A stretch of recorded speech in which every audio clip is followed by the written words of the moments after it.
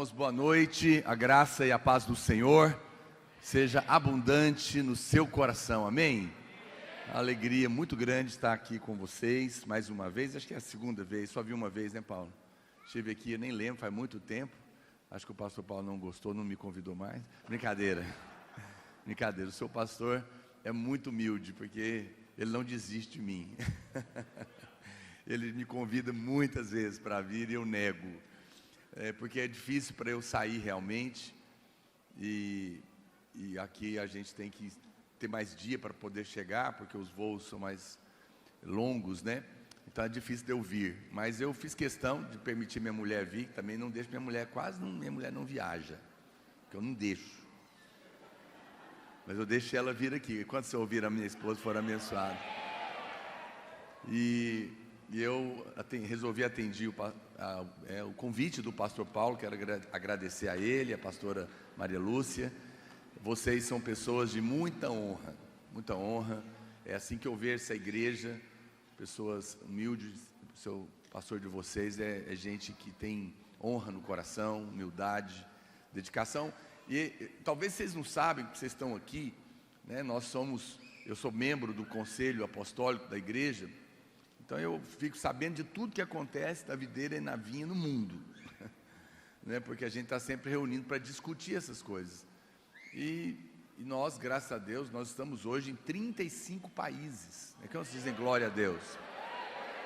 35 países e com várias outras portas abertas para expandir. Inclusive, eu sei que o pastor Paulo está aí com o pé na porta da Nicarágua, né? Para entrar, vocês são uma igreja missionária, vocês têm uma grande igreja de venezuelanos aqui, também lá, né, Paulo? E, ó, tem venezuelano aí? Olha aí, que é isso? Maravilha. Buenas noches, é assim? Eu tenho um venezuelano lá, ele vai passar um tempo aqui, né, Paulo? Formou agora, o Jonathan vai casar, vai vir para cá. Ele que me grava, me filma, e a gente conversa muito, ele vai me ensinando algumas palavras. E eu quero inclusive incentivar que vocês realmente abracem essa causa.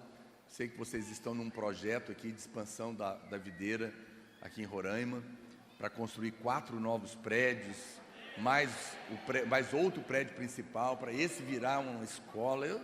Eu fico chocado toda vez que eu venho aqui, eu falo, meu Deus, esse povo realmente é impressionante. E eu oro para que Deus te prospere, para que você possa realmente ajudar a igreja a expandir, porque a igreja tem realmente feito um trabalho incrível. Se você está aqui, você sabe o quanto a sua vida foi transformada. Estava bom, você foi mexer? Mexeu. Estava bom. Ok. Então não mexe não. Então, irmãos, às vezes a gente não tem noção do que nós estamos participando, não é verdade? E Deus vai recompensar vocês por tudo aquilo que você participa. Estava dizendo para vocês não sabem, mas nós somos hoje mais de 800 videiros. Vamos pedir silêncio? Pede silêncio. Agora, por favor, para as crianças também. Nós somos hoje mais de 800 videiras e mais de 1000 igrejas na vinha.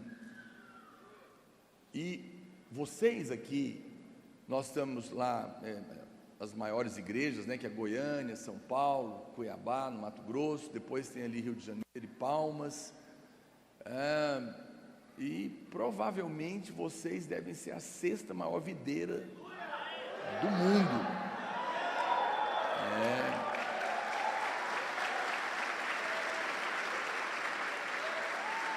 Impressionante. Talvez vocês não saibam disso. Vocês são uma grande igreja. Isso significa que Deus tem favorecido vocês. Vocês têm prédio próprio, vocês são abençoados, vocês têm pessoas, pastores, homens de Deus. Eu acompanho muitas igrejas, eu e o pastor Rigonato, a gente tem visto e a gente percebe. Ontem eu estava conversando com o pastor Paulo, nós chegamos tarde da noite, né? Dormir já era quase 3 horas, mas foi um tempo muito precioso de comunhão, contando para ele por que eu percebo o crescimento, sinais que vocês têm, de análises que a gente faz de igrejas que crescem e as que não crescem, né? Então há um favor E saiba disso, participar de uma igreja não é neutro, tá bom? Preste atenção, ser membro de uma igreja é coisa muito séria, mais do que você imagina, porque não existe neutralidade no mundo espiritual, não existe. Você vai receber toda a influência espiritual do corpo espiritual que você participa. A igreja não é um clube, não é uma associação, a igreja não é um lugar que as pessoas, o mundo está tão difícil, vou criar meus filhos num lugar bom, então eu vou lá para a igreja. Isso é uma mentalidade natural, isso é muito pouco. A igreja é o corpo de Cristo, esse é um corpo espiritual. Espiritual. Você não tem noção, olha para cá, você não tem noção do quanto você é livrado todos os dias de muitos males, só porque você é membro de um corpo espiritual. Porque o diabo não pode tocar na igreja. A igreja não é um prédio, não. Aqui é um lugar de reunião. A igreja somos nós, nascidos de novo, conectados. Existe uma vida que corre entre nós. A Bíblia fala que Jesus é o cabeça da igreja. Nele reside a plenitude de todo conhecimento, de toda riqueza e de toda sabedoria e de todo poder. Nele estão contidos todas as coisas, e Ele está acima de todo nome, no céu, na terra, no inferno e no universo. Ele é Deus sobre todas as coisas, Ele tem o controle de tudo. E a Bíblia diz que para ser o cabeça sobre todas as coisas, o que Ele fez? O deu à igreja, tudo que Ele é, o deu à igreja, para manifestar quem Ele é aqui na terra. Então você não faz noção do quão poderoso é a igreja. Quando a gente reúne aqui para cantar, para orar, é como se espalhasse glória pela cidade. Muitas obras de macumbaria, de demônios são quebradas. Pessoas que iam se matar, suicidar, confusão, demônios caem, demônios perdem a força. Você às vezes fica preocupado, assustado com o demônio, mas o que você não sabe é que quando você chega, os demônios se apavoram, porque você carrega a glória de Deus. A sua casa, porque você está na igreja, é tomada da glória de Deus, porque você é parte desse corpo. E a Bíblia fala que juntamente com Ele, nos fez assentar nos lugares celestiais, acima de principados e potestades e poderes. Então, isso faz um pouco parte já do que, não é a minha pregação, eu não comecei a pregar ainda não. Estou só falando um pouquinho aqui espontaneamente. Mas faz parte da pregação. Porque um encargo do meu coração, que Deus tem colocado fortemente no meu espírito, é a chave que vai mudar tudo na sua vida. É você saber por revelação, não apenas por conhecimento, quem realmente vocês são. Você não tem noção. Nós não temos noção. Nós estamos ainda, nós, embora estamos em Cristo e a venda foi tirada, o véu, existe um outro véu que precisa ser removido, que é o da lei, que nos cega. Você não sabe quem você é. Você é alguém muito poderoso andando na terra, mas vivendo ainda muitas vezes como miserável, por não saber quem é, por não saber de onde vem, quem é o seu pai, a sua família. E essa verdade afeta todas as áreas da sua vida. Vocês estão falando da casa cheia. A casa se enche na medida da revelação. A medida da revelação é a medida da casa cheia, em todas as áreas, seja na igreja, na sua família, a sua vida profissional, espiritual, emocional, conjugal. Ela muda à medida que o seu nível de revelação cresce. Preste atenção, uma criança, quando ela é pequena, ela não difere de nada de um escravo, embora é herdeira, mas não pode usar nada. Um filho pequeno é dono do carro do pai, mas não pode dirigir. A faca da casa lá é dele, mas ele não pode usar a faca. Ele não pode usar nada, ele é dono de tudo, não pode usar nada, porque ele é pequeno. Mas quando ele cresce, ele acessa a herança. Deus quer que você cresça espiritualmente. A medida da sua fé vai te colocar na medida da sua propriedade. O justo viverá que jeito? Pela fé. Diga comigo, o justo viverá pela fé. Você sabe o que significa isso? Isso é a maneira como Deus determinou que daqui para frente, uma vez que você nasceu de novo, você viva. Veja, o peixe foi decidido que ele vai nadar. Foi decidido que os cachorros vão andar de 4. E foi decidido que homens andem em pé. Mas foi decidido que nós andemos pela fé. Enquanto você não entender isso, você vai ficar tentando viver como era antes. Por isso as coisas não acontecem na sua vida. O dia que você desistir de andar segundo a maneira da velha vida natural, estou falando do pecado natural, vida natural é andar pelo que vê, andar pelo que sente, andar pelo que ouve, andar pelo que a circunstância está mostrando, andar pelo diagnóstico médico, andar pela conta bancária, tudo isso é natural. Mas a fé é a certeza das coisas que se esperam, e a convicção de fatos que eu ainda não estou vendo, mas que é meu. Isso coloca você numa posição que liberta você, que abre os céus, que traz à existência, na prática, aquilo que você ainda não provou. Então, se a fé é a maneira que eu tenho que avançar para ter a minha vida transformada, eu preciso cuidar da minha fé. Quem está me entendendo? A fé vem pelo ouvir, e o ouvir a pregação de Cristo, não a lei, não a cobrança, ouvir o evangelho da graça de Deus. Se a fé vem pelo ouvir, a incredulidade também. Muito cuidado com o que você escuta na internet. E por falar na internet, eu espero que você me siga no Instagram, Naor Pedrosa com Z. Alguém me segue aqui? Pergunta para o irmão: você não segue o pastor ainda? Misericórdia. Todos os dias estou pregando o evangelho lá, olha para cá. A fé vem pelo ouvir. Por isso, muito cuidado não ficar ouvindo um monte. Eu quase não escuto notícia, eu leio, eu não escuto. Porque quando você ouve alguém falando, você entra em contato com o espírito dela. Tem gente que tem veneno quando ele fala. Porque a palavra não foi dada em primeiro lugar para comunicar. Está com medo de eu cair, né?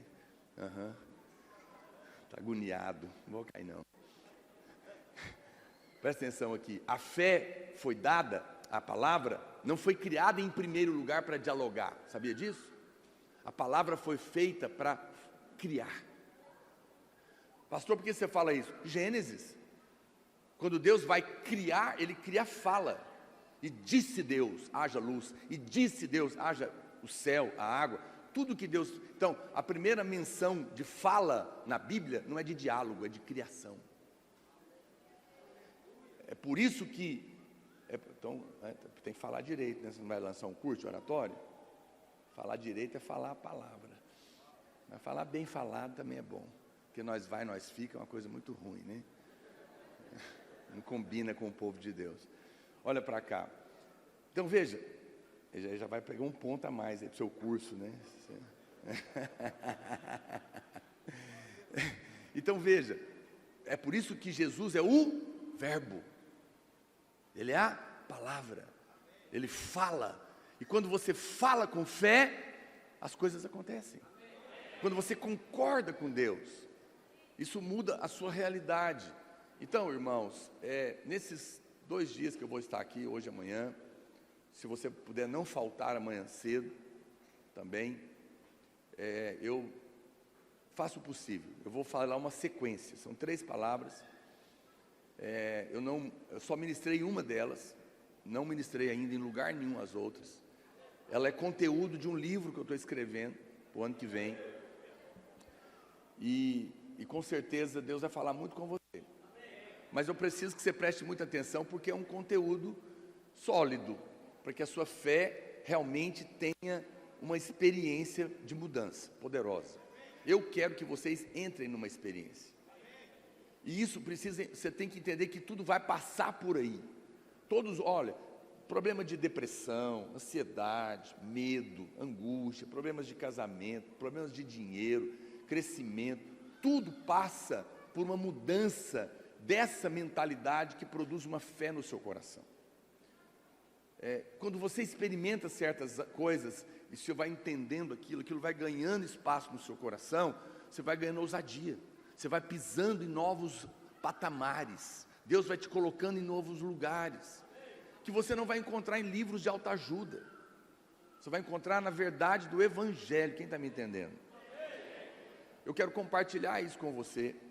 E eu quero que você entre na experiência de viver a realidade de quem vocês são.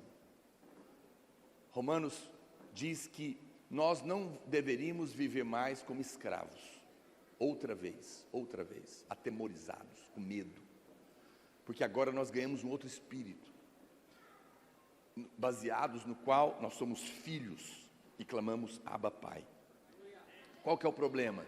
O problema é que quando você vive muitos anos como escravo, você adquire uma mentalidade de escravo.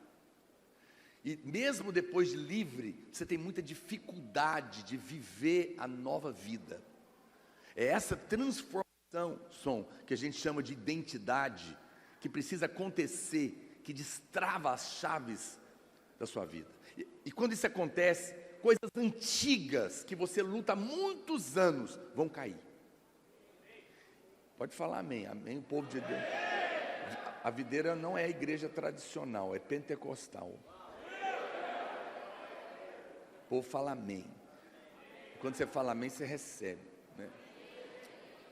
Eu tenho me dedicado a isso, é um encargo do meu coração. Eu sou fruto de uma vida transformada e que continua sendo transformada todos os dias. Como você, eu enfrento todo tipo de luta, problemas, mas a graça de Deus tem nos alcançado. Sou pastor há 26 anos, 26 anos, e a gente passou por muitas coisas. Eu quero liberar isso na sua vida. Eu trouxe, só para não esquecer, eu só trouxe 2 livros, eu tenho escrito mais de 30, eu só trouxe 2. Esses 2 são meus últimos livros, um que eu acabei de lançar e um que eu lancei recentemente também. Mas eu considero, de tudo que eu escrevi, talvez as 2 coisas mais importantes. Eu sei, você, como a maioria das pessoas, não tem costume de ler, mas isso também é espiritual, porque o diabo quer te prender na ignorância. Conhecereis a verdade e ela vai te libertar. Então o que o diabo, se você sabe que a verdade te liberta, e se você fosse o diabo, o que você faria? Impediria você de conhecer, né? Um dia eu tinha um livro, Paulo, no começo da minha vida cristã, eu me converti, eu não lia nada, zero. Mas aí eu comecei a pegar gosto, a pastora Luiz foi me ensinando, comecei a ler um livro aqui, outro ali, e eu comprei um livro, e esse livro estava lá em casa. Aí um dia o irmão falou para mim: você já leu esse livro? Você tem ele? Eu falei: tenho. Tem muito tempo? Ele falou: tem. Nunca leu? Não. Então você lê, ele falou para mim: lê a introdução e você vai entender por que você nunca leu ele. E quando eu peguei a introdução para ler, esse irmão falou assim: provavelmente você pegou esse livro, no livro estava escrito, você já tem ele há muito tempo, mas o diabo não vai deixar você ler ele. Não queria. E realmente, foi um livro que mudou, eu não vou aqui fazer propaganda não. Ele é um volume, são 3 volumes, eu li ele, eu decidi, eu entendi que eu precisava ler. Eu separei 3 dias de jejum na água, e aí eu li um dia o volume 1, o 2 e o 3. Porque é difícil, mas é poderoso. A minha revelação cresceu, né? Então, eu escrevi um livro, esse livro aqui, ó, Vida Radical, é um livreto pequeno. Eu escrevi isso na minha transição dos radicais livres. Eu fiquei 21 anos como pastor dos jovens. E eu queria, na minha despedida, deixar um resumo, uma carta para a igreja, não só para eles, porque isso aqui não é livro para jovem, é livro para crente. Eu fiz um resumo de 10 coisas que eu penso que elas são verdades fundamentais para revolucionar a vida de um crente. Verdades profundas e poderosas que todo mundo precisa ter pelo menos uma noção dela. Então eu quero recomendar muito, eu gosto muito desse livro. É uma carta para essa geração, e eu tenho certeza que pode ser muito poderoso. E recentemente eu escrevi esse aqui, eu acabei de lançar, Eu vendi esse livro, eu lancei ele em 10 dias, acabaram 2.000 livros. Isso aqui eu acabei de trazer da gráfica para você, porque não tinha mais. Ele é o meu recorde de rapidez, das pessoas interessadas, porque eu creio que o Espírito Santo está fazendo isso. É um livro provocativo, chamado Tudo Me é Lícito, a verdadeira liberdade em Cristo. Olha, eu considero uma das principais revelações que eu tenho na minha fé. 26 anos de pastor, estou te falando, está aqui. Sabe por quê, queridos? Eu fiz uma capa que são os passarinhos da gaiola. Porque a lei e a cegueira têm prendido os crentes dentro de uma gaiola. Você quer saber, quer prova disso? Eu abro uma caixinha no Instagram. Tudo, os irmãos querem, pode isso? É pecado? Não pode? O que pode? Nós somos um povo guiado por até hoje, um conjunto de regras. Só que você está livre disso, completamente. Mas você não está livre para viver de qualquer jeito. Existe uma outra maneira de guiar você, completamente poderosa, libertadora, que vai te fazer literalmente voar como um pássaro, que vai quebrar cadeias de ansiedade, depressão, medo, insegurança, que vai te levar para uma experiência com Deus. Nesse livro eu também mostro o que é viver a nova vida do reino. O reino de Deus tem 3 estágios. Diga comigo: justiça, paz e alegria. Se você ainda não está no estágio de acordar de manhã, levantar a mão e poder dizer com verdade: puxa, como eu amo a vida, eu amo viver, eu sou feliz, eu tenho lutas, mas eu amo a vida, e eu quero ver dias felizes. E quando você vai deitar de noite, você deita e fala: puxa, como a minha vida é boa de ser vivida. Tenho problemas, tenho desafios, tenho luta, mas eu amo. Eu não quero te condenar. Se você ainda não está nesse estágio, eu não quero te condenar. Mas é nesse estágio que eu quero te levar. Porque não sou eu que estou falando isso. Pedro diz isso. Quem quer amar a vida e ver dias felizes, vida que vale a pena ser vivida, entre por esse caminho.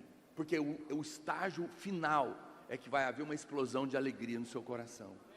Eu quero que você seja feliz, verdadeiramente, numa base sólida. Então, eu estou insistindo, me perdoe aqui a propaganda, mas eu falo de coração. Eu nem gosto, é difícil trazer livro, eu esqueço, é pesado, mas eu sei, desde os apóstolos, Paulo falava para Timóteo: traz meus livros, traz meus pergaminhos. Homens de Deus, mulheres de Deus crescem lendo. Quero te estimular a ler. Irmãos, eu não lia, aí eu passei a ler quando eu converti. Aí depois eu emprestava meus livros, nenhum voltava. Aí eu parei de emprestar livro e pus no meu coração: eu vou ter uma biblioteca. E comecei então a pegar indicação. Pouco livro presta, tá? Pouco livro, 10% presta. Então, quando você vê um homem de Deus indicar um livro, anota e compra. Mesmo que você não for ler agora, eu faço isso. Eu tenho talvez 10% dos livros do pastor Aloysio. Ele já leu 4.000, mas é porque a maioria não presta.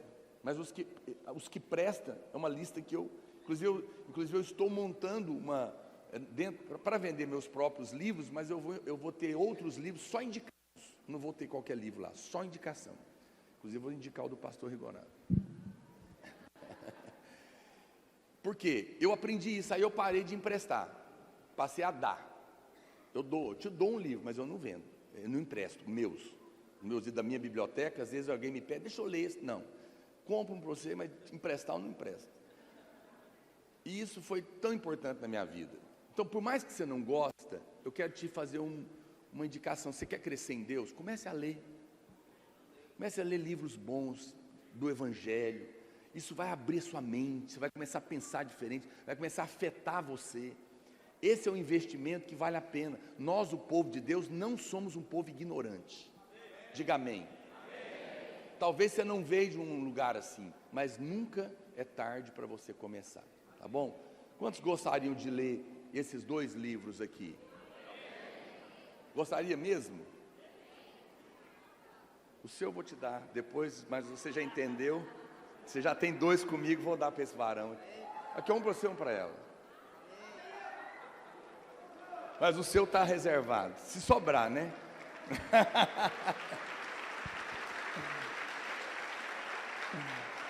Eu dei. Aprenda uma coisa, quando Deus te oferecer algo, pegue. Pega. Pastor estendeu a mão, você corre e pega. Amanhã eu vou fazer de novo. Muito bem, deixa eu continuar. Os livros estão aqui na saída, tá bom, irmão? Não trouxe muito, eu estou indo daqui para São Paulo. Onde que é? Aqui atrás? Está aí? Ok, está ali atrás então, né? Não é lá, é ali. Ok. Eu quero continuar compartilhando com você. Agora vou começar a pregar. Brincadeira. É que eu prego assim, minha pregação você nem percebe. Romanos capítulo 8, que eu acabei de dizer para você, nem sei se eu vou conseguir falar tudo até amanhã, mas eu vou falar. Vamos indo, né, Paulo? Romanos 8,15, a Bíblia diz, porque não recebestes... mais uma última coisa que eu quero te falar para você ficar atento. Esse ano eu trabalhei no maior projeto que eu já trabalhei nesses 26 anos de material. Foi muito, muito trabalhoso. E foi um venezuelano que me ajudou nas gravações, que é o irmão que está trabalhando lá. Eu coletei, preparei e gravei 366 mensagens da graça. Uma para cada dia do ano que vem. São 300, porque o ano que vem é bissexto, 366 dias. Eu gravei 366 devocionais, 10 minutos, um versículo, uma palavra, uma confissão e uma música. Para você ter um tempo com Deus no Evangelho. Para quem não quiser fazer de vídeo, eu vou lançar o livro. O livro também é um por dia, uma folha só, por dia, para você comer. Vai ser lançado, está em fase de produção. Deu muito trabalho, mas vai ficar muito bom. E vai ser uma poderosa para alimentar a sua vida. Eu vou lançar em Goiânia, na conferência, mas depois os irmãos podem comprar pelo site, o Paulo pode trazer para vender aqui talvez, né, pastor Paulo? E isso vai ser uma ferramenta poderosa. Romanos 8,15 diz, porque não recebestes o espírito de escravidão, para viver outra vez atemorizado, de novo, com medo. O irmão me mandou uma mensagem hoje, eu estou com medo, eu estou angustiado, minhas vendas estão travadas, meus filhos estão longe de mim, a minha mulher está brigando comigo, ore por mim, pastor. Eu já tenho uns 3 dias que eu estou querendo sair do quarto, com medo de depressão. O que está acontecendo com esse irmão? Ele está vivendo outra vez com medo, com medo. Quantos medos nós temos, irmãos? Medo de casar, medo de abrir um negócio, medo de liderar, medo de falar, medo de viver, medo da pandemia, medo da guerra, medos. Mas o Senhor está dizendo, eu não quero que vocês fiquem vivendo com medo de novo, como vocês viviam antigamente, com uma mentalidade e um espírito de escravo. Essa palavrinha outra vez é na época que eles estavam debaixo da lei. Todas as vezes que você sai de debaixo do evangelho da graça, que é Deus dando tudo para quem não merece nada, que não é troca, que não é pode, não pode, certo, errado, que é o que eu ensino, essa nova vida, você cai no medo. O medo é a coisa mais horrorosa que tem, é paralisante, impede você de ser feliz, de viver, de conquistar, de ir à frente, de fazer as coisas darem certo. E se der errado? E se eu der um passo? E se eu errar? Se eu fizer a escolha errada? Será que eu estou certo? Será que eu não estou? Não tem liberdade no medo. E o medo produz tormento, diz a Bíblia, angustia. Irmãos, a maior pandemia que nós vivemos hoje, olha para cá, não é de Covid nem de peste nenhuma, é de ansiedade. A ansiedade, que é a base para depressão, insônia e todo tipo de doença psicossomática. E a raiz de tudo isso é o medo. O medo, ele é a primeira ameaça. O medo é o primeiro sintoma bíblico. Olha o que eu vou falar, nunca falei essa frase. Sou bom de frase, anota, posto no Instagram e me marca. O primeiro sintoma bíblico do pecado é o medo. Porque quando a Bíblia fala que Adão pecou, teve medo e se escondeu. Por quê? Porque Deus tinha falado para ele, se você comer da árvore errada, você vai morrer. A árvore do conhecimento do bem e do mal. Você sabe, eu pergunto para os irmãos, quando Adão e Eva comeram da árvore do conhecimento do bem e do mal, eles estavam querendo fazer uma coisa certa ou estavam querendo pecar? Quem acha? Não sei. Eles estavam querendo fazer certo, porque o que o diabo falou para eles? Falou, não, Deus falou para vocês não comerem dessa árvore? Falou. Aí a serpente falou para Eva, é porque Ele não quer que você seja como Ele. Ah, mas eu quero ser como Deus. Não é piedoso isso? Então, se eu quero ser como Deus, eu vou comer. Então, ela caiu querendo fazer uma coisa aparentemente piedosa, parecer com Deus. Só que o grande engano do diabo é que Deus já tinha falado que eles eram a imagem e semelhança dele. Eles caíram tentando ser o que já eram. Mas qual foi o erro? O erro é que, embora somos como Ele, não somos Ele. Só Deus, presta atenção, você tem que prestar atenção nas pregações, porque eu vou falar coisas profundas para você. Essa conferência, já vou avisar, não vou servir leite, vai ser feijoada. Está preparado para comer? Então coma comida pesada, porque é isso que você precisa para crescer. Chega de ser criança, eu quero que você acesse a sua herança. Então eu preciso que você preste atenção. Eu vim aqui, eu sinto no meu espírito, pastor Paulo. Eu sinto fé, ousadia. Eu vim para dar comida pesada para vocês. Vai virar uma chave, porque Deus. Eu tenho um ministério profético, irmão. Só que eu não profetizo no modo tradicional. Eu vou indo, de repente eu sinto que o Espírito vira uma chavinha, virou profecia. E eu já vou começar a entregar. Deus está mudando a musculatura desse corpo espiritual. Eu sinto isso no meu coração. O diabo atacou você, como o anjo da igreja, para tentar te matar. Deus não só te curou, mas agora Ele vai te dar um novo. Ele está dando, você é só um representante. Ele está transformando essa igreja numa nova musculatura espiritual. Por quê? Porque Ele vai te dar uma obra muito maior. Vocês vão ganhar proporção. E Deus está dando força espiritual para vocês. Vocês serão pessoas fortes espiritualmente na sua família, seu trabalho, aonde vocês andarem, pessoas virão pedir ajuda, porque aqui terão pessoas fortes na fé. Deus está expandindo vocês. Deus escolheu vocês para glorificar o nome dEle. Porque é um estado que está distante, muitas vezes desprezado, tido como nada lá para o sudeste, talvez, e o sul, mas Deus escolhe os que não são para envergonhar os que pensam que são, os pequenos para envergonhar os grandes.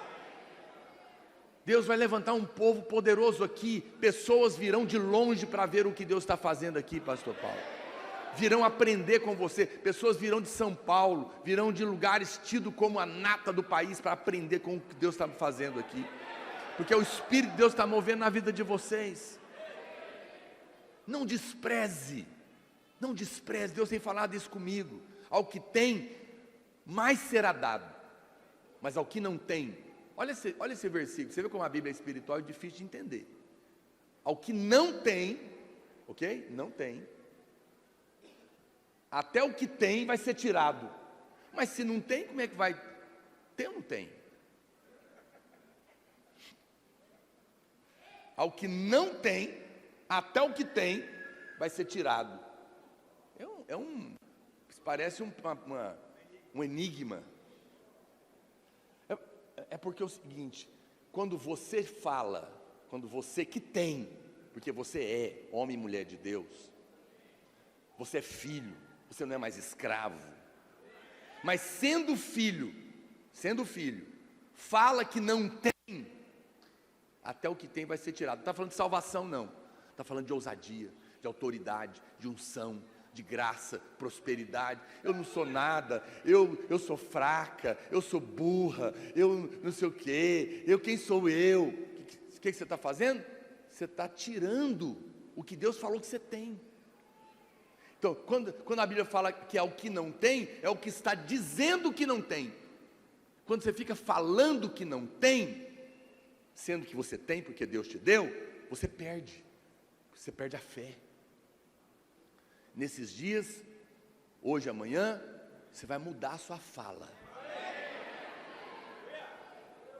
Isso não é arrogância. A Bíblia, o texto que eu mencionei para você, de 1 Pedro, é: quem quer amar a vida, acordar de manhã e dizer aleluia. Eu cheguei tarde, fui dormir 3 da manhã, a gente não dorme direito. Eu tive que tomar injeção para vir para cá, que eu estava sem voz. Olha aqui, estou falando. Acordei de manhã, fui para a academia, fui louvar a Deus. Eu amo a vida, vou pregando. Para mim, pregar é igual ganhar para jogar bola. Prazer. Eu amo a vida. Eu acordei, mandei mensagem para minha família. Vamos amar a vida, vamos ver dias felizes. Mas a Bíblia ensina isso. Como que ama a vida, pastor?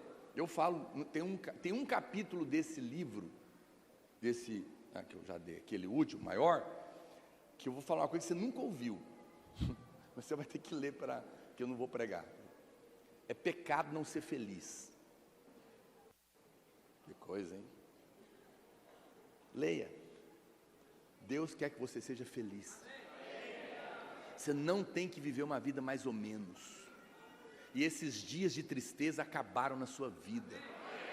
Os dias de mediocridade. Mas aí a Bíblia fala: quem quer amar a vida e ver dia feliz, o que tem que fazer? Refreie a sua língua do mal. Refreie a sua língua do mal. Coloca um freio nela para não falar mal. Pastor, o que é falar mal? É não xingar? Não. Falar mal é falar o contrário do que Deus está falando. Deus falou: você tem a mente de Cristo, mas você fala: eu sou burra. Deus falou: você tem a sabedoria do alto, eu não sei. Deus falou: eu sendo rico me fiz pobre por amor de vós, para que pela minha pobreza vos tornassem ricos. Mas eu não tenho dinheiro para ir na conferência.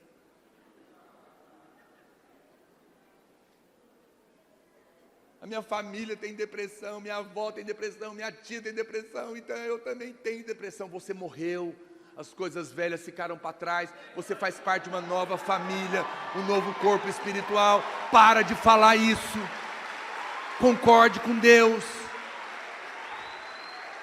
tal qual Ele é. No amor não existe medo, porque o verdadeiro amor lança fora todo medo, porque tal qual Ele é, nós somos neste mundo. 1 João, Jesus é doente? Não, então eu não tenho que ser doente. Jesus tem depressão? Não, eu não tenho que viver com depressão. Jesus é pobre, miserável? Não, eu não tenho que ser. Jesus é medroso? Não, pastor, é o meu temperamento. Para com essa conversa. Temperamento é só a cor que Deus deu para a humanidade, mas na cruz todos são poderosos. O mais tímido, o mais extrovertido, o mais calado, falante. Quando você é cheio do Espírito, querido, o seu temperamento é só uma cor. O diabo pegou o temperamento e quis colocar depressão, medo, não sei o quê. Não, acabou. Não encoste nisso. Não, eu sou assim mesmo. Que assim mesmo? Você é filha, você é filho, você faz parte de um reino, você tem pai. Levanta a sua cabeça. Isso não é autoajuda, é verdade a seu respeito. Lembra que eu falei no começo? Qual que é o problema? Muitos anos vivendo na escravidão. Olha, se você nunca foi num circo, eu vou te contar, talvez você já viu na internet. Existem elefantes do circo. Elefantes são animais fortíssimos, poderosos. Quando estoura uma manada de elefante na floresta, os leões, não tem ninguém que fica, não sobra nada, rinoceronte, leão, corre tudo, porque vai matar tudo, vai atropelar. Eles, embora o leão é o rei da selva, o leão não se atreve a encarar um elefante nunca, ele derruba árvores no peito, aquilo vai, tem vídeos de elefantes puxando correntes e derrubando árvores, igual o trator faz para desmatar, aquilo vem assim, uma loucura, não tem nada que prende aqueles bichos. Mas quando você vai lá no circo, tem um elefante enorme, preso numa corrente, uma corrente, e ele fica assim, né? Já viram isso? Ele pode soltar facilmente, ele é muito mais forte que a corrente, mas por que ele não solta? Eu vou te contar. Ele não solta porque quando ele era um elefante pequeno, ele foi domado. Como que eles domaram ele? O elefante pequeno não tem força para arrebentar. Eles colocam uma corrente muito grande que um elefante pequeno não consegue, e ele fica, na fase infantil, tentando romper. Mas ele não consegue. E eles deixam até que ele se convença que ele não é capaz de romper a corrente. Aquilo se torna uma fortaleza. Fortaleza. Na mente do elefante. Agora ele cresceu. Ele é capaz de derrotar.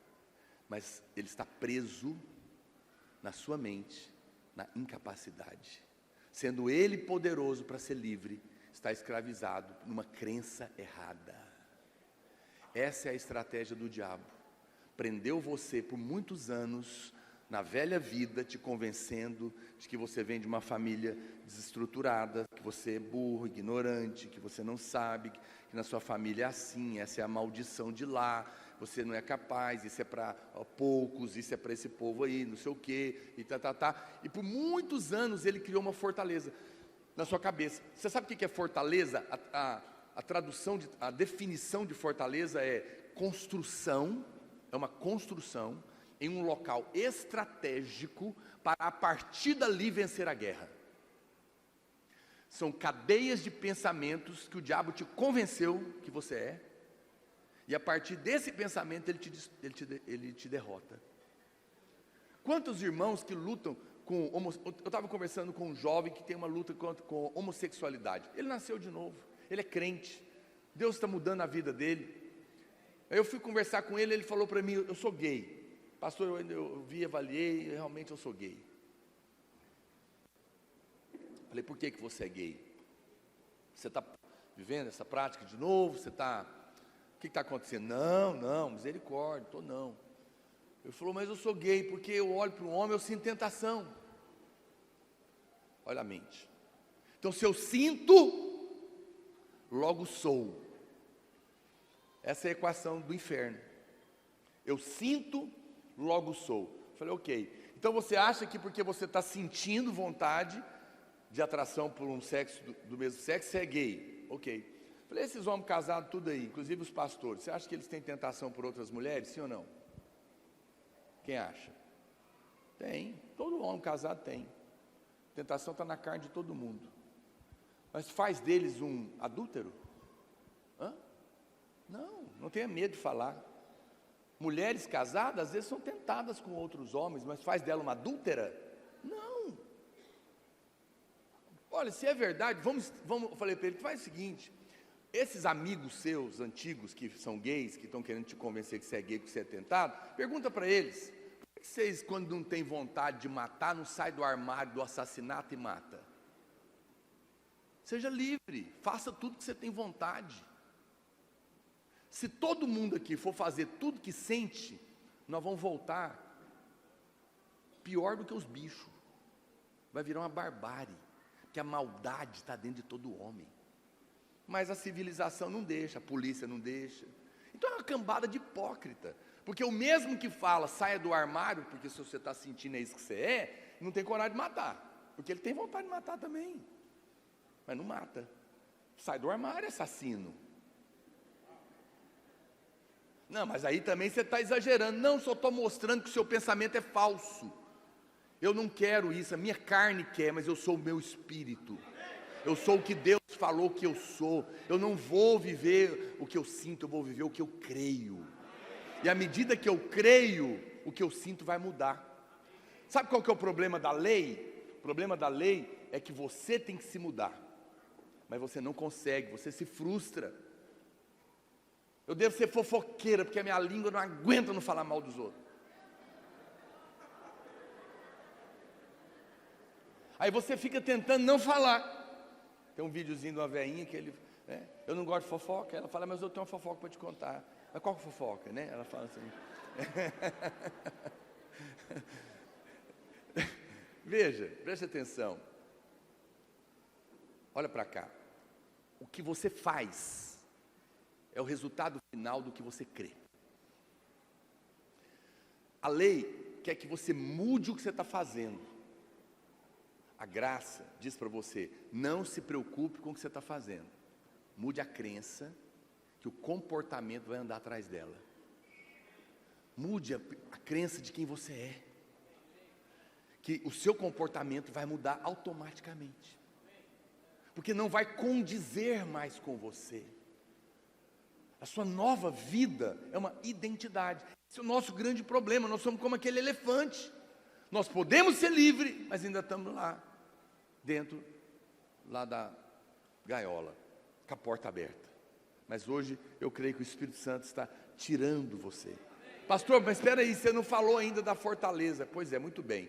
Todos nós aqui temos fortalezas que o diabo construiu na nossa mente. Você não pode, você não é capaz, você não vai casar, lá na sua família todo mundo fica para titia, você vai ficar também, os homens não vão para frente, seus tios tudo quebraram, seu pai quebrou, é assim mesmo, essa coisa da depressão é da nossa família, todo mundo aqui tem problema com depressão, é a nossa maneira, é o nosso temperamento, são as nossas emoções, nós somos, aqui é assim mesmo, meu filho, não tem jeito não, aqui é filho de sangue de espanhol com italiano, nós somos nervosos mesmo, quebra o pau e faz essa bagunça e rompe os relacionamentos, tudo. É assim que é. E você acreditou nessa besteira. Só que 2 Coríntios 5,17 diz que os que estão em Cristo são novas criaturas. As coisas velhas e antigas já passaram e tudo é novo. Você zerou o marcador, começou na nova família, que é a família de Deus, que não tem nada disso. Mas a Bíblia fala que essa fortaleza está lá. A partir dali o diabo está te convencendo. Está vendo? Você tentou, não conseguiu, é isso que você é. E você sucumbe. Mas eu tenho uma boa notícia para te falar. A Bíblia diz que a palavra de Deus é poderosa. Diga, poderosa. Mais forte, poderosa. Mais uma vez, poderosa. Ela é poderosa para destruir fortalezas. E anular sofismas. Você está ouvindo a palavra. Eu profetizo na sua vida, cadeias serão quebradas nesses dias de conferência, cadeias que te prendiam, fortalezas que te prendiam vão cair, e você vai sair daqui com uma nova mentalidade, um novo nível de fé, de ousadia, e isso vai abrir portas, que vai te colocar num novo nível, e você vai ter novas experiências, você vai andar por essa cidade como um anjo que foi trazido para cá. As pessoas verão a glória de Deus aonde você chegar, portas vão se abrir, porque a unção do Espírito está sobre vocês. Oh, você pode aplaudir o Senhor, querido. Você pode dizer glória a Deus. E Paulo, tá fácil não, viu? Tem unção aqui, porque eu não consigo sair da primeira página. Como é que eu vou fazer? Esboço de hoje tem 38. Estou no 1.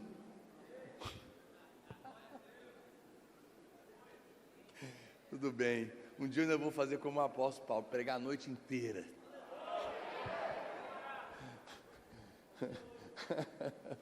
Oh, mas o Espírito é livre. O Espírito é livre. Oh, irmão, eu estou sentindo tanta alegria no meu espírito aqui. Sentindo unção, Paulo. Sabe o que é unção? A Bíblia fala que a unção, o Espírito sela com a unção. O Espírito é o selo de garantia. Selo é o seguinte, você faz um produto, leva para o Inmetro, ele fala, é real, pode selar.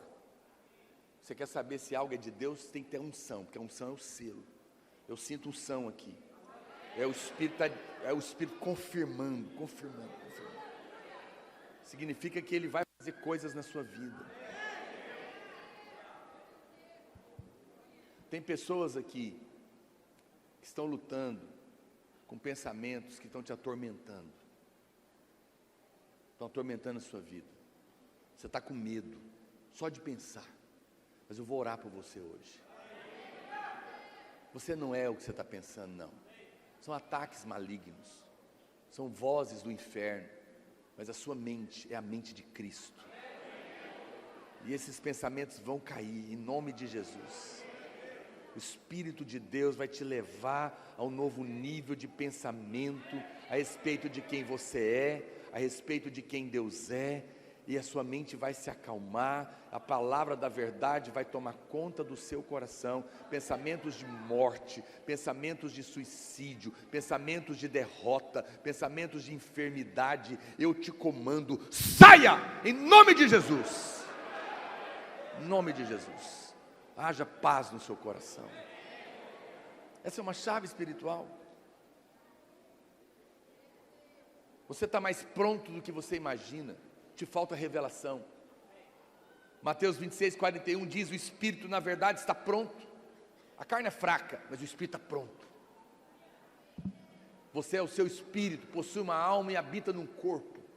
Diga: eu sou um Espírito, possuo uma alma, habito no corpo, e o meu Espírito está pronto. E ele vai se manifestar.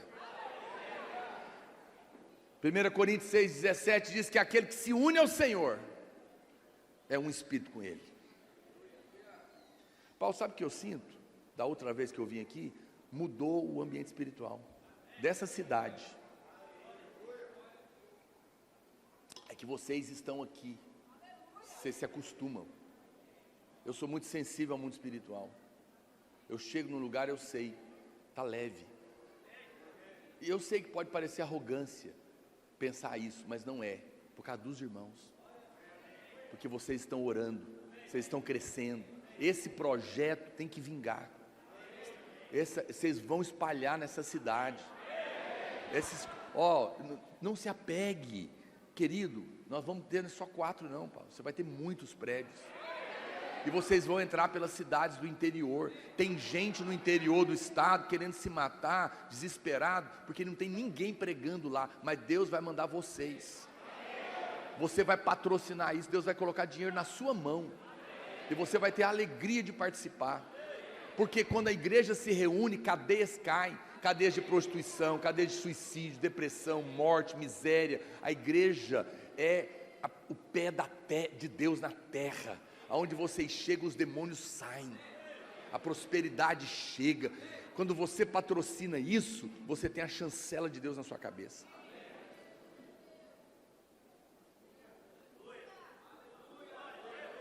Você sabe, você não tem noção, irmão.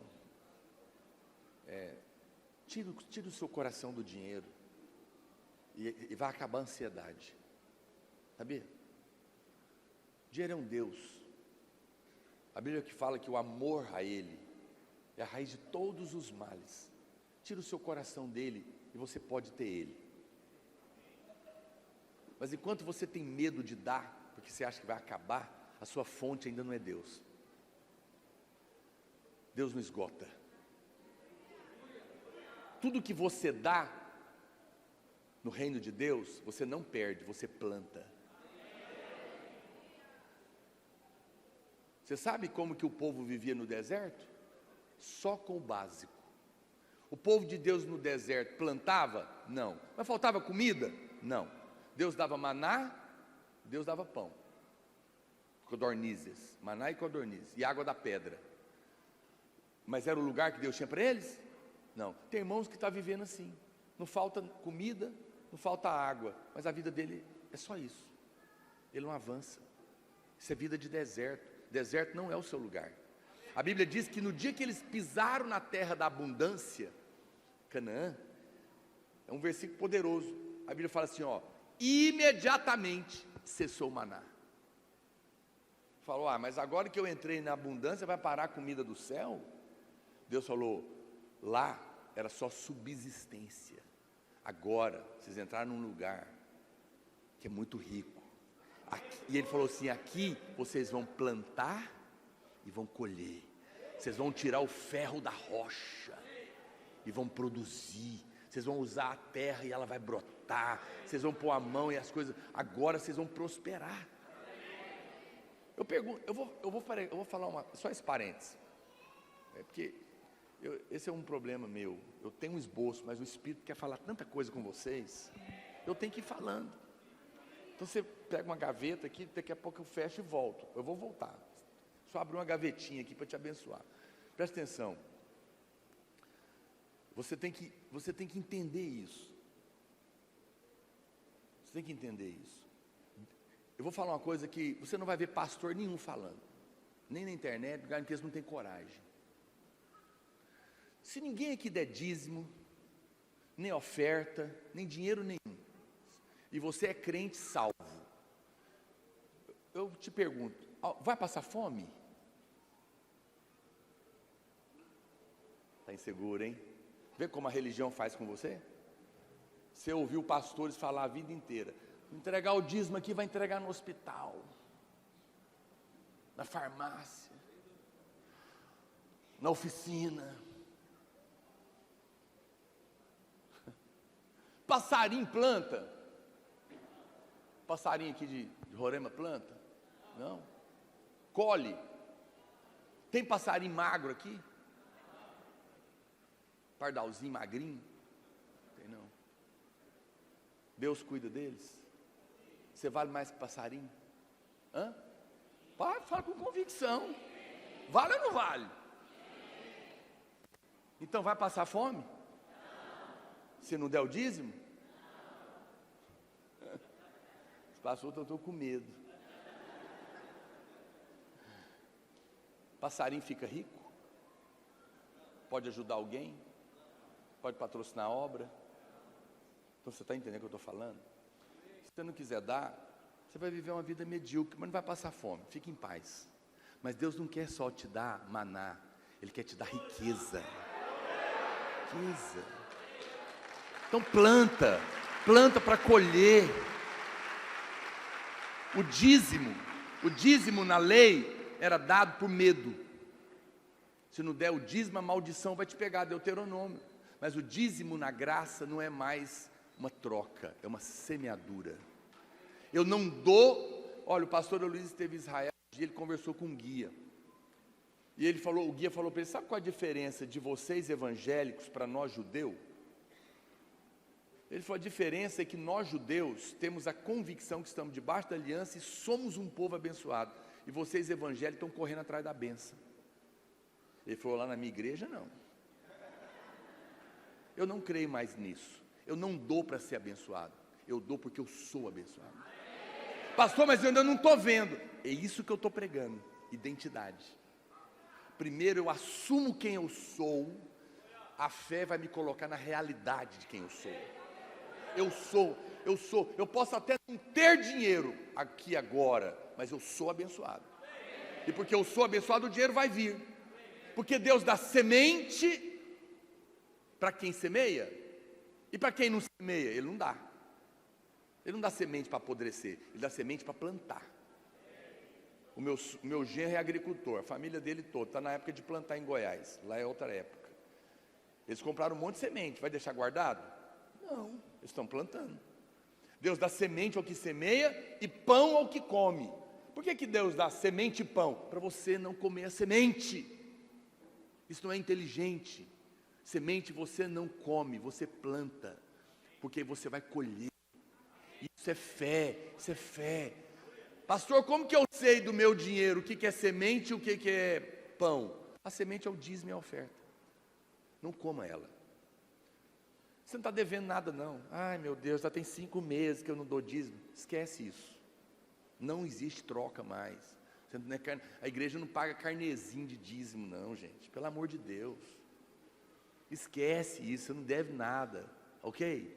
Perdoado, você é amado. O que eu estou querendo dizer, sai daqui com fé. Gente, eu vou mudar esse negócio, eu vou semear. Essa terra aqui é boa. E faça prova, você vai ver. Eu sou dizimista há 33 anos. Quem aqui dá dízimo há mais de 10 anos? Tem coragem de levantar a mão? Levanta a mão. Tem vergonha de falar que é dizimista? Fica morguida quem? Há mais de 10 anos. Pergunto para você, na presença de Deus, ficou mais pobre? Olha para trás um pouquinho. Duvido, não tem ninguém que empobrece semeando o reino de Deus, porque Deus não fica devendo nada para ninguém. Mude a sua mentalidade, Deus quer te tirar daí, mas existe fé, isso é identidade. As pessoas não dão porque dizem que não tem, mas na verdade não tem porque não dá, porque tem medo de faltar, mas Deus quer te libertar do medo, porque você não é mais escravo. Qual que é a mentalidade do escravo? Olha, presta atenção, o que eu acabei de ler para você, vamos voltar aqui para o texto. Acabei de ler para você, não vivam de novo com medo, como vocês eram escravos antes, que agora vocês são filhos.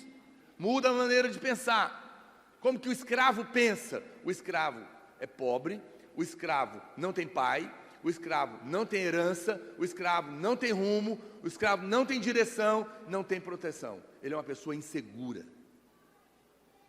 Quem está me entendendo? Essa é a mente do escravo. Será que vai dar certo? Será que eu vou casar? Será que eu vou prosperar? Será que a minha vida vai romper? Será que vai acontecer? O escravo é alguém que está em desvantagem, porque ele não tem herança. Um filho de uma pessoa rica, ele sai na frente, porque ele já tem a riqueza do pai dele, que coloca ele numa condição melhor. Quem tem pai, tem alguém mais forte para proteger, para dar direção, tem uma riqueza para colocar ele na frente, para saltar. Quem está me entendendo? Mostrar direção. Essa pessoa tem segurança. Eu lembro do pastor Aloysio, quando ele morou 1 ano na Inglaterra, antes da videira. As filhas dele eram pequenas. Um dia ele foi passear com elas num parque, bem longe da casa deles, tinha que pegar metrô. E aí, eles estavam lá passeando, ele perguntou para ela: você sabe onde nós estamos? Ela falou: não. E você não está com medo de estar perdida? Ela falou: não. Mas você não sabe onde nós estamos? Ela nem deu moral, só falou: você sabe. Deixa eu te falar uma coisa, você pode não saber um monte de coisa, seu pai sabe, e ele está te dizendo: nunca te deixarei, estarei com você todos os dias da sua vida. Eu sei tudo de casamento, eu sei tudo de negócio, eu sei tudo de saúde física e mental e espiritual, eu sei tudo de igreja, eu sei tudo que você precisa, porque em mim estão contidos todos os tesouros da sabedoria e do conhecimento. Você não é escravo, você tem herança, você tem proteção, você tem direção, você tem rumo. Eu estou com você, eu estou mudando a sua história. Esquece as coisas que para trás ficaram, vamos viver em novidade de vida.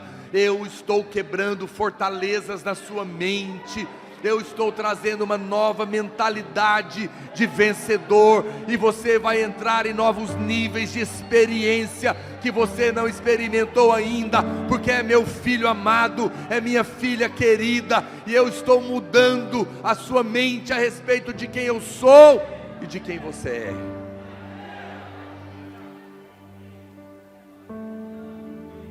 Você não pode viver mais assim. Tudo começa pela fé, assumindo uma postura de quem você é. Pare, você precisa parar de se amaldiçoar, parar de falar mal de você. Falar mal dos outros é feio, mas falar mal de si é chamar Deus de mentiroso. Não contrarie o que Deus falou que você é. Não chame Deus de mentiroso. A verdade não é o que você vê, nem o que você sente, é o que você crê, é o que Deus disse. Melhor, é o que Deus disse. Deus falou: é filho, é filha, é herdeiro, tem a minha natureza, tem a minha mente, tem a minha sabedoria. Olha, irmãos, Todos os dias, ou todos os domingos que eu vou pregar, eu levanto de manhã, me preparo. Sabe o que eu falo? Olha para mim. Eu levanto e falo: Deus, eu sou seu servo, eu sou seu filho. O Senhor me chamou, o Senhor me escolheu. Eu sou um homem de Deus, eu sou ungido, eu tenho unção, eu tenho a palavra, eu tenho a sabedoria, eu tenho a ousadia, eu tenho graça. Eu vou lá, eu vou falar da parte do Senhor e a igreja vai ser edificada. Eu não confio no meu braço, confio no Senhor. Eu tenho erros, mas o Senhor é a minha justiça. Eu estou vestido do Senhor. Quando o céu olha para mim, ele vê Cristo, e quando ele vê Cristo, ele se abre. Por isso os céus estão abertos sobre a minha cabeça. Eu vou subir, a unção vai fluir, a autoridade vai fluir, cadeias vão cair, o poder de Deus vai se levantar. Aí eu vou para a igreja, muitas vezes eu chego no pé da escada, o diabo vem falar comigo: você vai subir, você não é capaz, olha aquilo, olha aquilo outro. Eu falo: eu sou justiça de Deus em Cristo. Eu subo confiado nele, apesar de mim. E é por isso que Deus usa. Olha, eu vou contar um negócio para você. Eu ando com o pastor Aloísio. A videira começou, todo que você sabe de videira hoje, com 35 países, quase 1000 igrejas, começou na garagem da minha casa. Eu, o pastor Aloísio, 8 células e 50 irmãos. Eu ando com ele desde essa época. Ano que vem, a videira vai fazer 25 anos. Vamos fazer uma festa no mundo todo. E vão ser 25 anos de encontro com Deus também. Nós fomos crescendo rapidamente. O pastor Aloísio é uma pessoa simplesmente incrível. Um homem de Deus como poucos. E aí, logo eu me tornei pastor. Me tornei o vice dele. Isso foi muito assustador para mim. Porque sempre eu via a distância de mim muito grande. E a igreja foi crescendo. E foi crescendo. E virou 1000, 2000, 5000. E aquilo foi me apavorando. Muitas vezes eu dizia: Deus, não posso estar aqui. A pastora Luísa é muito grande. Se ele morrer, a sensação que eu tinha é que se o pastor Luísa morresse e eu tivesse que assumir como vice, a igreja duraria 4 meses. Falei: um mês de luto, um mês para testar, para ver o que é, o terceiro para concluir que não é, e o quarto para ir embora. Estava tudo na chão.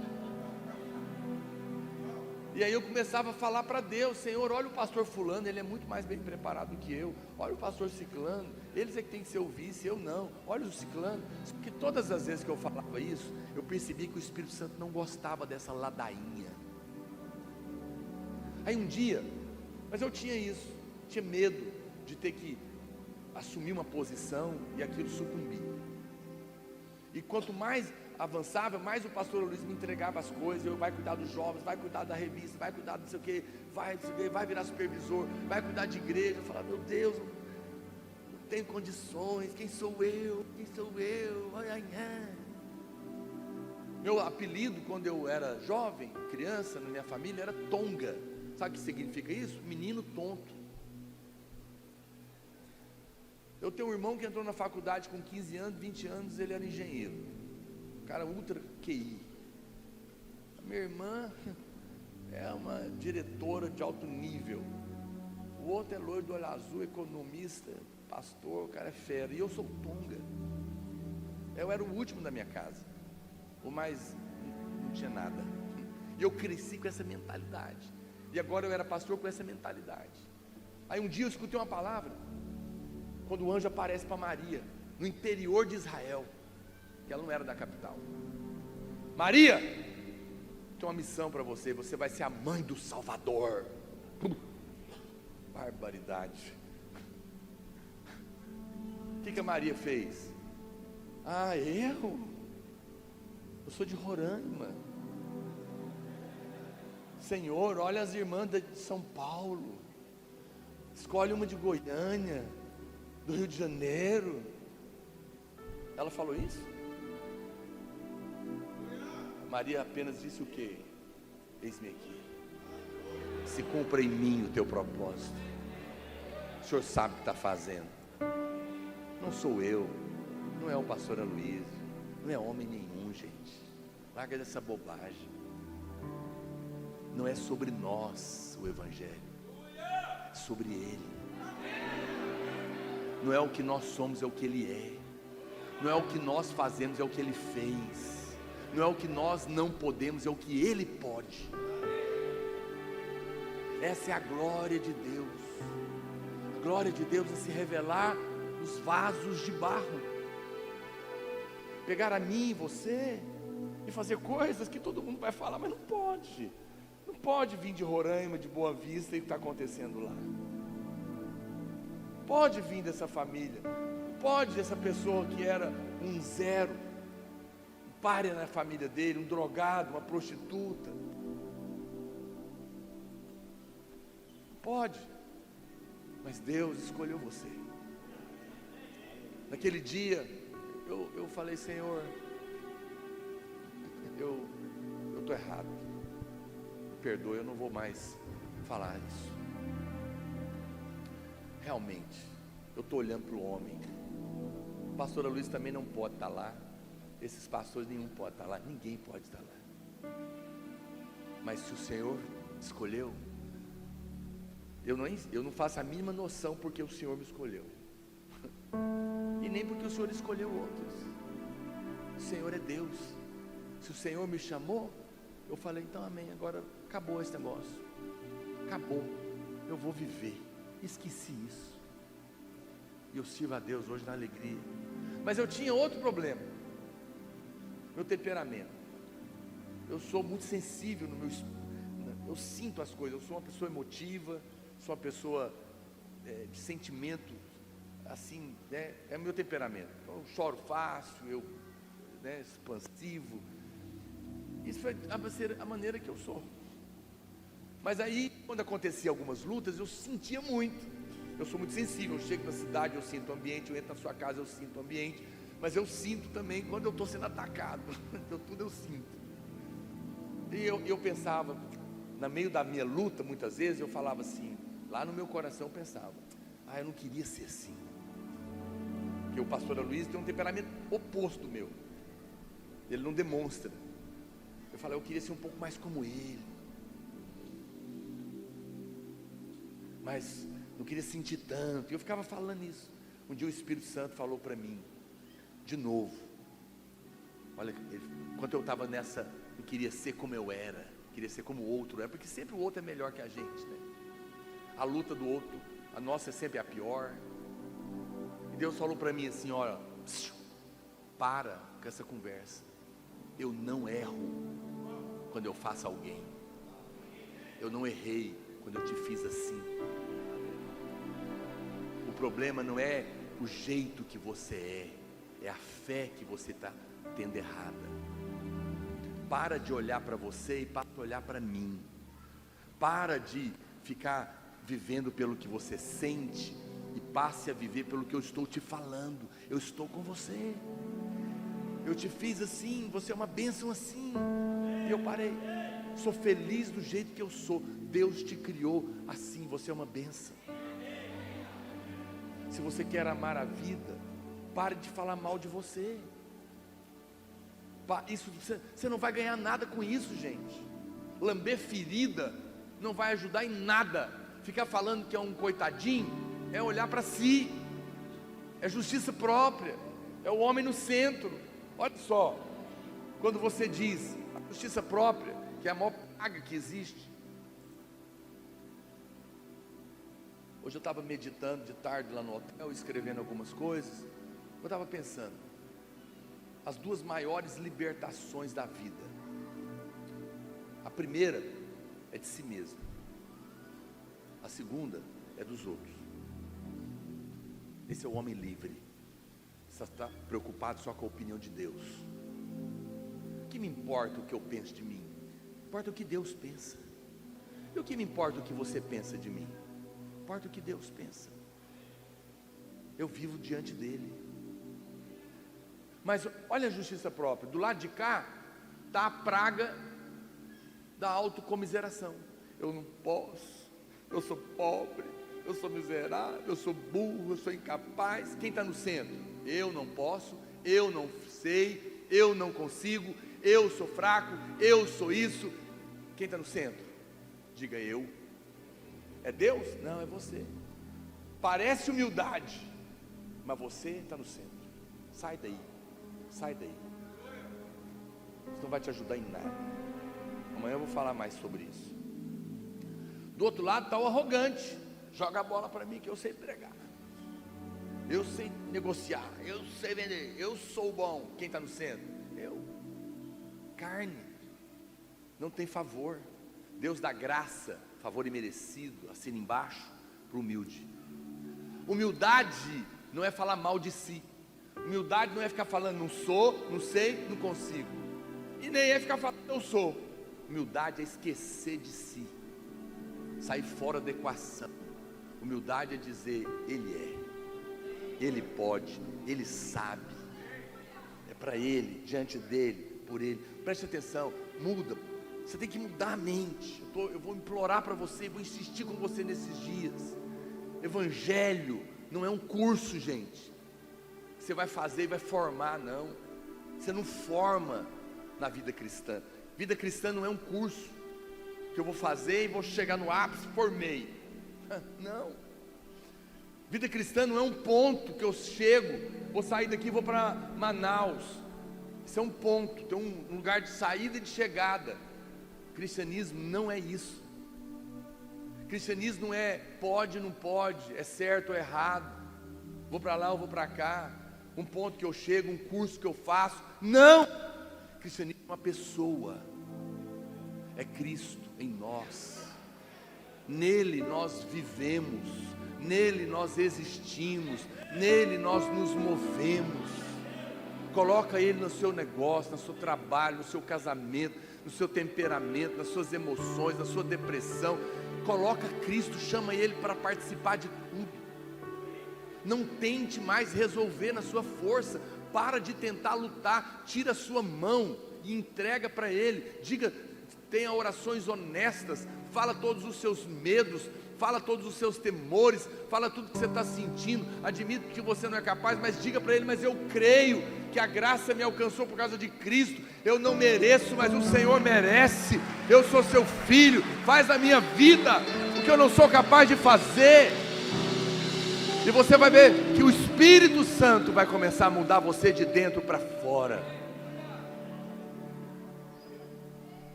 Oh Senhor, Deus quer falar tanto com vocês. Olha, irmão, de verdade, isso aqui não é demagogia, não. Eu não consegui sair da introdução do que eu tenho que falar para vocês. Estou 1 hora aqui falando, porque eu sinto que Deus está só pavimentando o que Ele quer construir, pavimentando o que Ele quer fazer na sua fé. Mas o que Deus quer que você entenda é essa essência. Você precisa destravar. Você é guiado pelo Espírito que está dentro de você agora. E se eu errar? Não tem problema. Não precisa ficar com medo. Ele te ama. Eu vou te contar uma coisa. Deus te conhece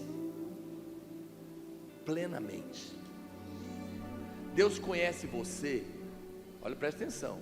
Deus conhece você mais do que você mesmo, mais do que você imagina. Sabe o que significa isso? Que Ele sabe todos os seus podres, inclusive. Está assustado? Ele te conhece, Ele sabe seus defeitos, seus pensamentos, seus podres, seus pecados, seus erros, sua incapacidade. Ele sabe tudo. Deus não está surpreso com nada.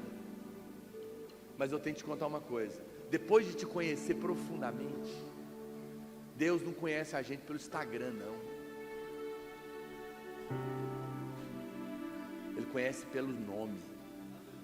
Ele sabe quantos fios de cabelo tem na cabeça. E depois de conhecer você profundamente, plenamente, Ele tomou uma decisão.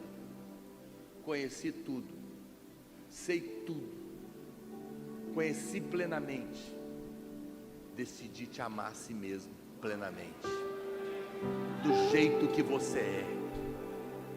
Você está olhando para os seus defeitos, Deus não. Quando Adão pecou, Deus falou com ele igual Ele fala com sua mãe, igual sua mãe fala com você quando você apronta. Menino, o que você fez? A mãe fala assim, né? Você derrubou lá o copo, o prato, a comida. A mãe chega e pergunta o que você fez de errado, porque o foco do homem está no erro. Deus fez outra pergunta para Adão, quem lembra?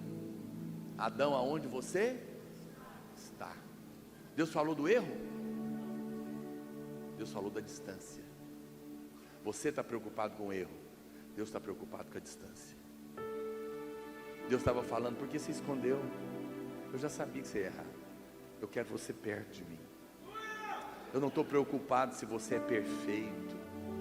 O cristianismo não é perfeição do homem, é perfeição de Deus em nós. É apesar de nós. Tira esse fardo das suas costas. Você não tem que ser nada, Ele é. E porque Ele é na sua vida, Ele vai te exaltar, Ele vai te capacitar. Para de olhar para você e olha só para Jesus. Quando você estiver diante de um desafio a partir de agora, não se pergunte, será que eu sou capaz? Essa pergunta não é boa. Mude ela. Será que Jesus é capaz? Então eu vou. Será que Jesus dá conta de construir 4 prédios aqui? Será que tem dinheiro no céu suficiente? Eu acho que Ele consegue. Meu amado, não há limites para você. Ele é o Deus do impossível. Ele vai fazer o impossível para você. Você vai ser surpreendido com a bondade de Deus. Aquele que não negou o seu próprio Filho, antes por todos nós o entregou, porventura não nos dará graciosamente com Ele todas as coisas. Olha o argumento. Eu te dei meu filho. Vou negar um casamento? Vou negar uma cura? Vou negar dinheiro? Vou negar prédio? Vou negar sabedoria, inteligência? Vou negar nada. Me pede que eu vou te dar. Muda a sua relação. Sabe qual é o problema? Você cresceu ouvindo mal de Deus. Na boa intenção, seu pai, sua mãe, suas tias dizia: menino, papai do céu está vendo. Menino, papai do céu castiga. Papai do céu é mau na sua cabeça. É um velho, barbudo, ranzinza, olhando lá no céu, esperando você pecar para quebrar suas pernas, para colocar Covid em você, câncer. Deus não põe câncer, Ele levou sobre si. Deus não põe Covid, Ele levou sobre si. Deus não pôs miséria, Ele se fez pobre por amor de você. Isso é ataque do inferno. Mas eu pequei, mas está perdoado, porque os seus pecados estão lavados pelo sangue.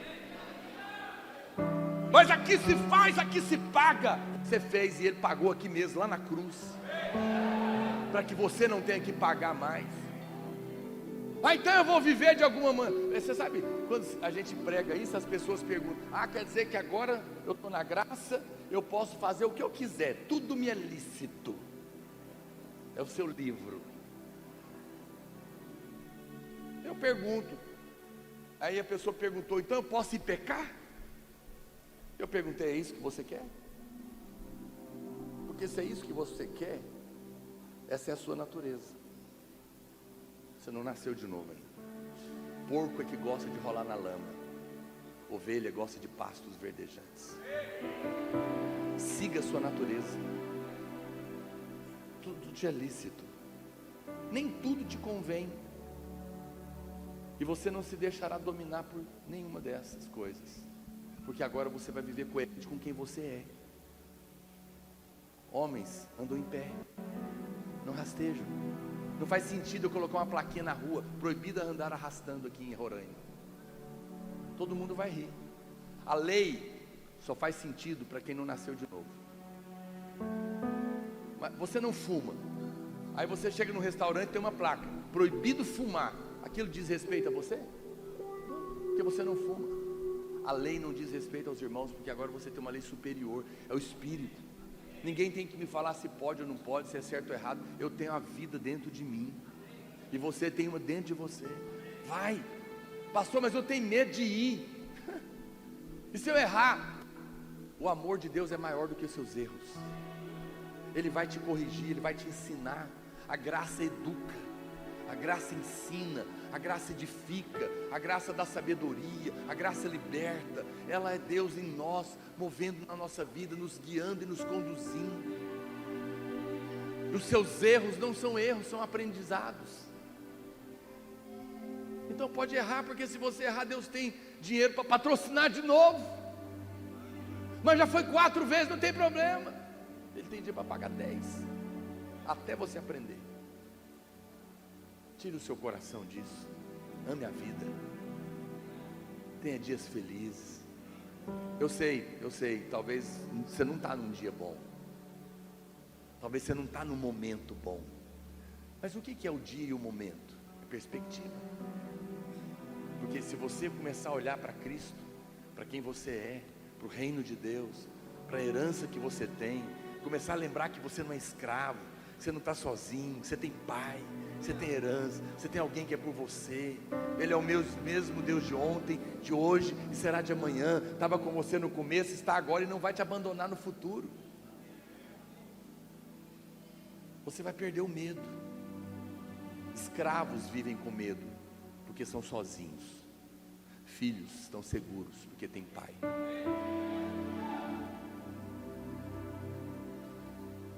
Filhos estão seguros, eles têm pai. Você não é escravo, você não está só, você não está sozinho. Seu pai está aqui, ele está te dando segurança, está te garantindo herança. E isso vai produzir em você uma nova postura, uma nova identidade. Fique de pé onde você está, por favor.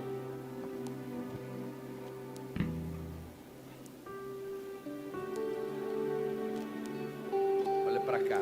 Deixa eu dizer algo para os irmãos. Só um minutinho. Não se movimente. Quantos aqui sabiam que Jesus nunca chamou Deus de Deus, com uma exceção?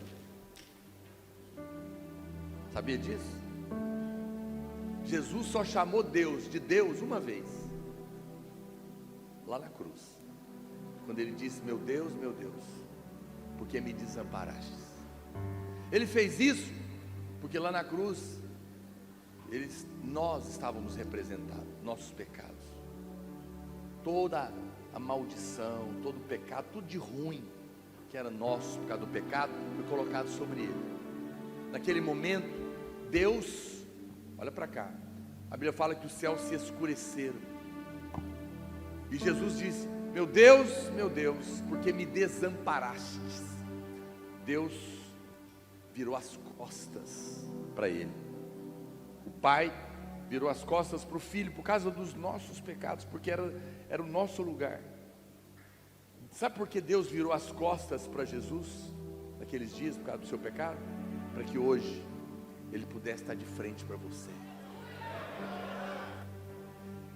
Jesus disse: meu Deus, por que me abandonaste? Para você poder hoje dizer: meu Pai, eu sei que nunca me deixará. Porque lá na cruz a dívida foi paga para sempre. Você está perdoado. Mas não apenas isso, você foi feito filho. Talvez muitos de vocês aqui tiveram experiências ruins com seu pai paterno. Seu pai foi embora, traiu sua mãe. Talvez você é fruto de uma noitada, nem nunca conheceu. Seu pai foi um homem violento, abusou da família. Sua imagem é ruim. Você transfere ela para Deus. Perdoe o seu pai, porque ele também não conheceu o amor de Deus. Mas o seu pai terreno, do céu, não é assim. Como eu falei, a gente cresce ouvindo falar mal de Deus. Deus castiga, Deus está vendo, Deus está aquilo. As pessoas disseram, quando caiu as torres gêmeas, foi Deus disciplinando os Estados Unidos. É Deus tratando com Israel, é Deus, tudo é Deus fazendo maldade, jogando fora tudo que Jesus recebeu na cruz, para que ninguém tenha que receber essa maldade. Virá a ira de Deus, mas ainda não é o tempo. Agora não é isso. Agora é a graça de Deus. A primeira pergunta que foi feita na Bíblia, foi feita para o homem. Aonde está o homem? Adão, onde você está? Está perdido. Quando o homem sai da presença de Deus, ele está perdido. E a vida dele começa a virar um caos. Cardos, abrolhos, dores de parto, um filho vai matar o outro, tragédia, guerras, pandemias, depressão, morte. Deus fez o peixe para viver na água, Deus fez o pássaro para voar, fez a planta para a terra e fez o homem para a presença dele. Quando o homem perde a presença, tudo na sua vida bagunça. Mas qual é a primeira pergunta do Novo Testamento? A primeira pergunta do Velho Testamento é: onde está o homem? Ele está perdido. Qual é a primeira pergunta do Novo Testamento? Aonde está o rei dos judeus recém-nascido? Por quê? Encontre a Deus e você se encontra. Você encontra o Pai. Você sabe o que Jesus veio revelar? Novo nome de Deus, Abba. Porque a maior perda do homem não foi o Éden, foi a presença do Pai. E o que Jesus veio devolver foi um Pai para você. Ele quer te dar uma capa nova, um anel no seu dedo, uma sandália nos seus pés, quer restaurar a sua dignidade, quer restaurar a sua saúde física e emocional, quer restaurar você de volta na família, quer levantar a sua cabeça. Você é filho, você não é escravo. Tire essa mentalidade de medo. Você é herdeiro. A sua situação pode não estar boa agora, mas uma vez que você tem esse Pai, as coisas vão mudar. Por um instante, queria cantar uma música, mas eu queria fazer algo antes. Olha para cá. Se você entrou aqui hoje e tem algum tipo de medo que está te atormentando, não é qualquer coisinha não, pastor, está ruim mesmo, estou com medo, eu não sei de que não, mas tem algo, você está sentindo angústia, medo de alguma coisa. Quero que você venha aqui à frente, eu vou orar por você. Nós vamos cantar essa música enquanto você vem para frente. Toda a igreja vai cantar essa música. Os irmãos podem chegar bem para frente, para caber todo mundo. Vamos cantar essa canção. Tu me desvendas com a melodia, me secas com a canção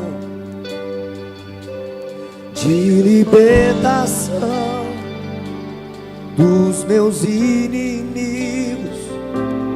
Todos os meus medos se vão. Pega suas mãos, cante. Eu não sou mais escravo do medo. Eu sou filho de Deus. Diga isso, diga isso. Eu não sou mais escravo do medo. Eu sou filho de Deus. Do ventre da minha mãe. Diga pro Senhor. Tu me escolheu, me chamaste pelo nome. Nasci outra vez. Eu nasci outra vez em sua família. O teu sangue flui. Pega suas mãos, pega sua voz, cante alto, diga. Eu não sou mais escravo do medo. Eu sou filho de Deus. Eu não sou mais escravo do medo. Eu sou filho de Deus. Eu não sou mais escravo Eu sou filho de Deus.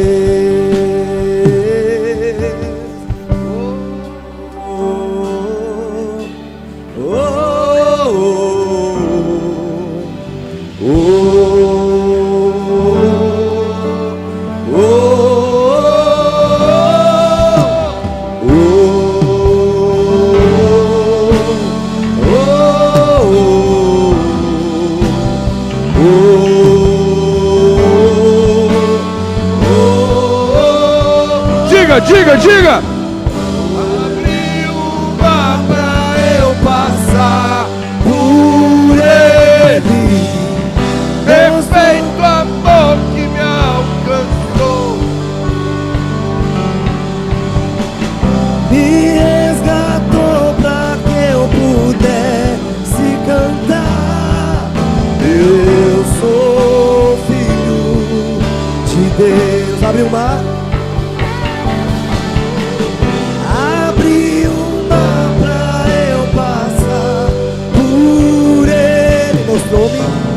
Mostrou-me o seu perfeito amor, me resgatou para que eu pudesse cantar. Eu sou filho de Deus, eu sou filho de Deus. Aleluia, aleluia. Olha para cá, olha para mim. Vou orar por você. Os pastores vão orar. Bem baixinho, só um teclado bem baixinho. Olha para cá. Presta atenção. Existe uma coisa, quando a gente vai estudar a Bíblia, tem umas regras. E a primeira regrinha diz que quando um assunto aparece na Bíblia pela primeira vez, ele revela o verdadeiro significado. Para a gente entender o medo, a gente tem que voltar lá, para ver onde aparece a primeira vez. A primeira vez que aparece o medo é quando Adão teve medo. A Bíblia fala que Adão teve medo e se escondeu. Deus tinha falado para ele: não coma da árvore do conhecimento, senão você vai morrer. Ele comeu e não morreu. Mas todo dia ele encontrava Deus. O que ele pensou? Eu não morri lá, ele vai me matar aqui. Então o medo, no final de tudo, é medo da morte. Porque esse foi o primeiro medo que o homem teve, medo de morrer. Não, pastor, eu tenho medo de perder o emprego. Não, você tem medo de perder o emprego, ficar em depressão, não dar conta de pagar suas contas, perder a sua família, pensar em se matar e morrer. O medo está lá no finalzinho. Todo medo, tem medo de casar, tem medo disso, tem medo de... Você vai encontrar a morte no final. Só que Hebreus capítulo 2, não sei se dá para projetar Hebreus 2,14. Hebreus capítulo 2, verso 14. A Bíblia faz uma revelação. Como que o diabo mata? Quem sabe como que o diabo mata? A Bíblia revela. Diga comigo assim: o salário do pecado é a morte. Então o diabo mata porque tem pecado na vida do homem. O pecado dá a ele o direito de matar. Medo é medo da morte. Então as pessoas dizem: tem medo de andar de avião. Não, ela tem medo do avião cair e ela morrer. Tem medo de cobra. Não, você tem medo da cobra te picar, você morrer, percebe? O medo está lá, morte. Então o diabo mata por causa do pecado. Mas Hebreus diz assim: visto pois que os filhos têm participação comum de carne e sangue, destes também ele igualmente participou, para que por sua morte destruísse aquele que tem o poder da morte, a saber, o diabo. A Bíblia está dizendo que Jesus matou a morte pela sua morte. Eu pergunto: o diabo está destruído hoje? Não, ele não está aniquilado. Essa palavrinha destruir no original é desempregou. O diabo perdeu o emprego de te matar. Como? Ele não mata pelo pecado? Sim ou não? Mas eu pergunto para você: embora você peca, o sangue de Jesus já pagou todos os seus pecados até o fim, sim ou não? Você está plenamente perdoado. Pecados que você cometeu no passado está pago. O que você comete hoje está pago. E o que você vai cometer no passado, no futuro está pago. Você acredita nisso? Está pago. Jesus pagou. A Bíblia fala que Ele se ofereceu de uma vez por todas para sempre. Para sempre. Uma única vez para sempre. Ele pagou tudo para sempre. Então se não tem pecado diante do mundo espiritual, embora a gente peque, mas está pago. O sangue está lá. Quando o diabo vem para te matar, ele vem cobrar o seu pecado. Com aquele pã! E olha o sangue nela. Está pago. Não posso pôr a mão. Entendeu o que está escrito lá? Para você que crê, o diabo não pode te matar. A morte é um espírito, gente. Quem se suicida querendo paz, sem Deus, pula no colo de um demônio. Não vá por esse caminho. Eu vou orar por você. Se você tem pensamento suicida, hoje vai sair da sua vida.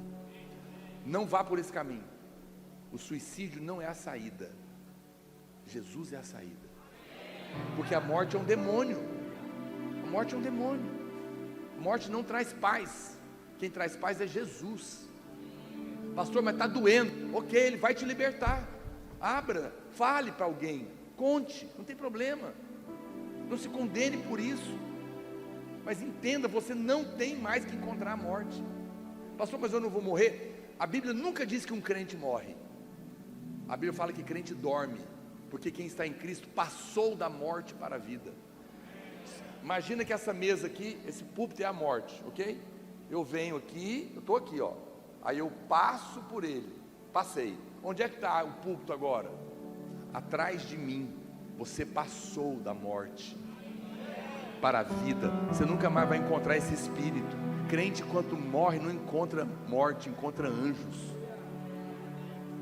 E demônios não podem mais te matar. Já viu que os crentes na hora da morte gritam o quê? Começou a capotar o carro. O que crente grita? Quem sabe?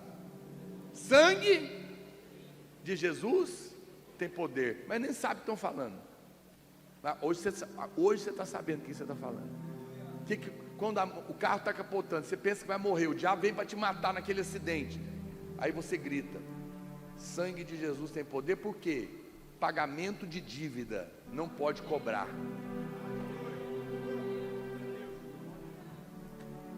Está pago. A morte não pode tocar você. Por isso você não tem que ser mais escravo da morte. Verso 15. Olha o que ele fez. E livrasse todos pelo pavor da morte, medo de morrer, estavam o quê? Escravizados. A morte escraviza. Ele veio te livrar da escravidão do medo, do pavor. Não precisa ficar com medo. Você está na mão de Deus. Ele está cuidando de você. Não tem maldição, não tem guerra, não tem homem, não tem demônio. Ninguém pode tocar mais na sua vida. Você está debaixo do sangue. Descansa. Eu sei que ele está tentando atacar a sua mente, mas o sangue está sobre você. Quero que a igreja estenda as mãos para cá. Se você é líder, discipulador, pastor, venha orar comigo, põe as mãos sobre esses irmãos, eu vou orar por eles, vamos ter um momento de oração. Repreenda todo espírito de morte, todo espírito de medo, ansiedade, depressão, angústia. Vamos orar agora.